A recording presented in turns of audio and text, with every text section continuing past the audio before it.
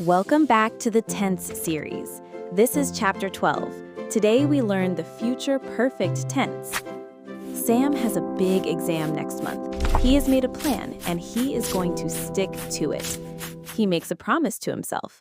By exam day, I will have finished all my chapters. The exam has not happened yet, but he is already planning. Look at this carefully. Finishing the chapters will happen before exam day.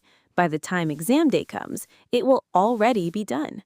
When something will be completed before a specific moment in the future, we use the future perfect tense. Future perfect tense is used for three things: actions completed before a future moment, used with by, and things that will be fully finished ahead.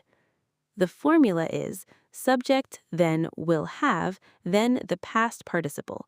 Will have is always together, then always use V3. Just like Chapter 8 and Chapter 11, will have is the same for every single subject. I will have, he will have, they will have, always will have. I will have finished the painting by Friday. Will have finished, it will be done before Friday arrives. Future perfect tense, completed before a future moment. He will have graduated by next year. Will have graduated, completed before next year arrives. Future perfect tense, a future achievement. They will not have completed the project by Monday. For negatives, add not between will and have. Will not have, or won't have for short. Will you have eaten by the time I arrive? For questions, put will at the very start. Will you have eaten? Asking if something will be done by a future moment. Quick quiz. Fill in the blank. By 9 p.m., he blank already left for the airport.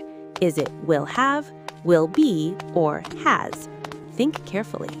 The answer is A, will have. Completed before a future moment, use will have plus V3. He will have already left by 9 p.m. Well done. Quick comparison. He will be cooking at 8 p.m. Future continuous, still happening at that moment. He will have cooked by 8 p.m. Future perfect, fully finished before that moment.